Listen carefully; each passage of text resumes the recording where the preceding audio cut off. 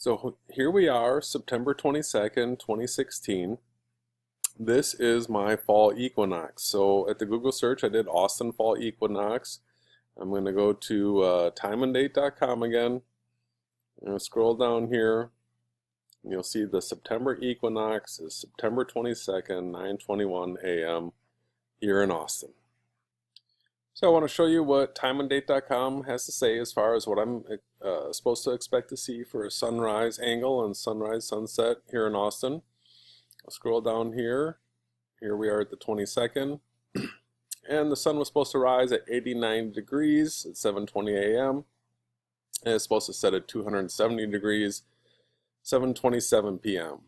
You can see the 23rd looks like a little better equinox with it rising 90 degrees, setting 270, but it said that the 22nd is the equinox for me. The footage I shot this morning of the sunrise on the equinox was shot right from this location. Now this is Google Maps Street View. I have it set up so that we're pointing right at the direction. You'll see in just a second that the sun rose right here. Okay, so notice these three electrical towers. We got the big one here, and then they're going off in the distance like this. You'll see that in just a second. Now I just want to show you Google Earth. I've got some pins located on here, the filming location. This is from the street view. This is where I was sitting when I was filming the sunrise this morning.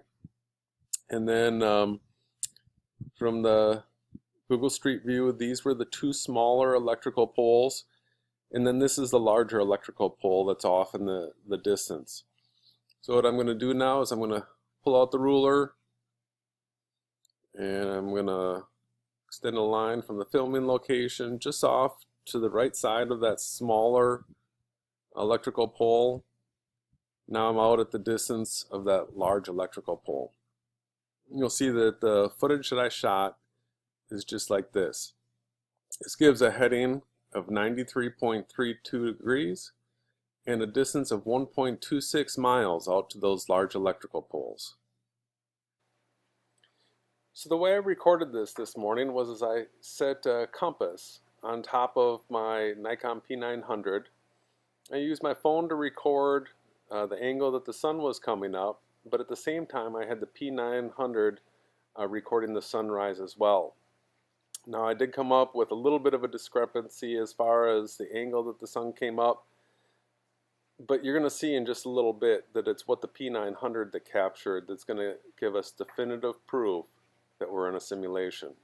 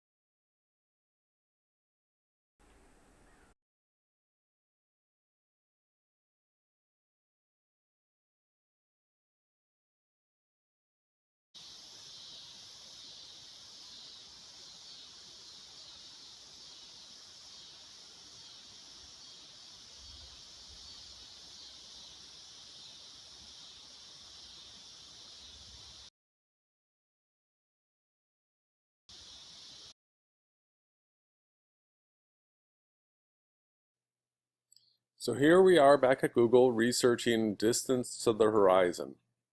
And you can see that the official answer is for an observer on the ground with eye level at height 5'7". The horizon is at a distance of 2.9 miles. For an observer standing on a hill or tower 100 feet in height, the horizon is at a distance of 12.2 miles. We're going to go down here to this calculator. You know, it says this is a rough guide, and that's all we need right now. My camera was on a tripod. It was on the back of my truck. So I'm going to say that we were 9 feet high above the ground, all right? So the calculated distance to the horizon is 3.7 miles. It's not a big deal. I'm going to show you something else. Another thing that we need to consider is visibility. So we're back here at Google doing a little research. We've got visibility distance in here. This first answer is about the horizon. The second one, visibility, Wikipedia. We want to check this out. Now you can read this all yourself, but it's a meteorological term. There's definitions for it. There's calculations for how it's decided. You can see that they have specific definitions. For visibility less than a certain amount, it's considered fog, or less than this, it's mist, or less than that, it's haze.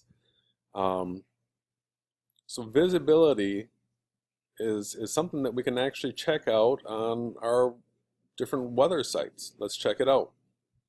So here we are at Weather Underground, and they do show what the visibility is, and it's 10 miles. All right, we've got clouds, a few scattered at 4,800 feet, scattered clouds at 7,000 feet. Look at visibility here. The greatest distance toward the horizon at which prominent objects can be identified with the naked eye. All right, so we are limited in our visibility. This is very important to consider.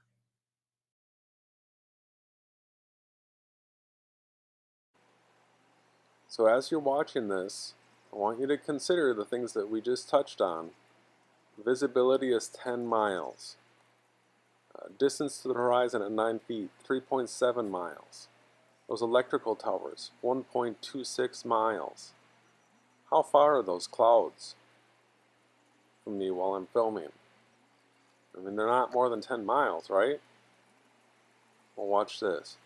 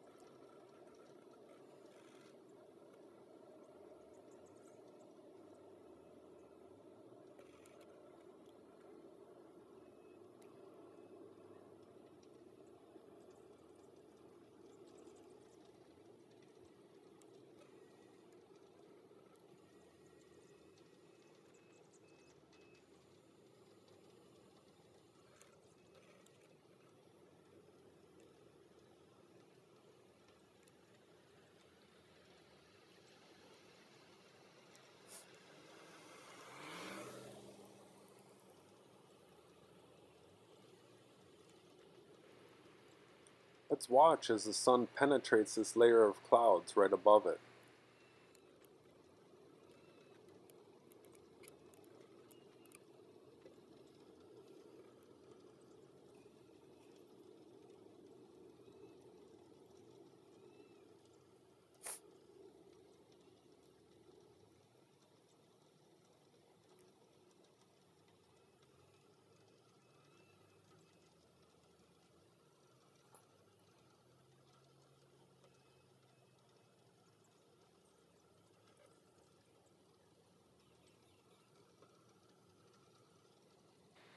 You might be thinking to yourself, oh no, it's not going to go through that next layer too, is it?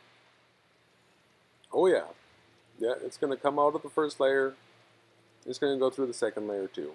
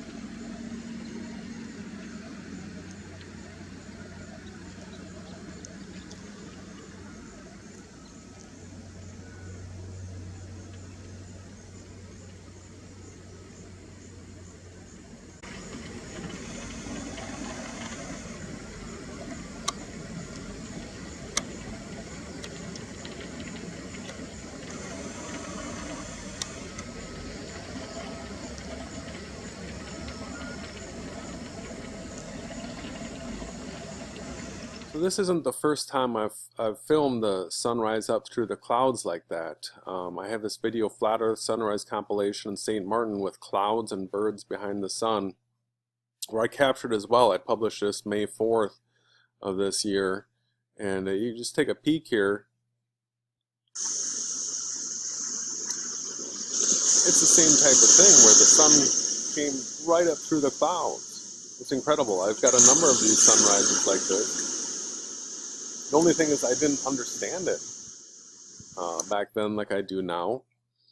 So we'll draw those connections.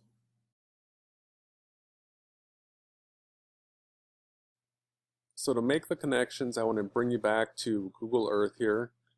This is the map that we're using before as far as the way I was shooting this video. You can see that north was set to the west here. We're going to spin that back up to the north. Now we're going to zoom out a bunch. And now we're going to pull out our ruler. I'm just going to show you that from that filming location, we're at like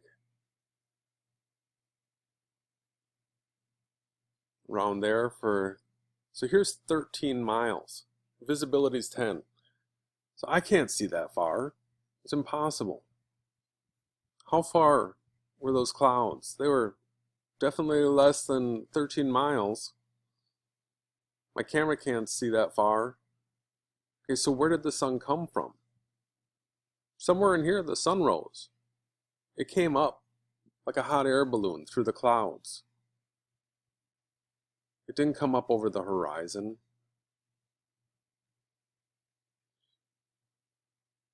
I mean, take a look at this.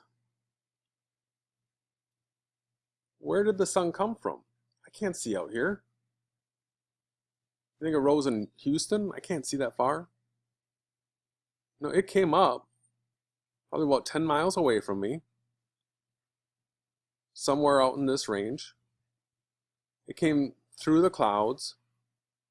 It's going to take 12 hours to go over my head. And 10 miles over here, it's going to disappear again. Think about that. It's a simulation. From wherever you are out here, it's going to come up 10 miles to one side of you. It's going to take its 12-hour trip or whatever. And then it's going to go down 10 miles on the other side. And this depends on visibility, but that's how it's working.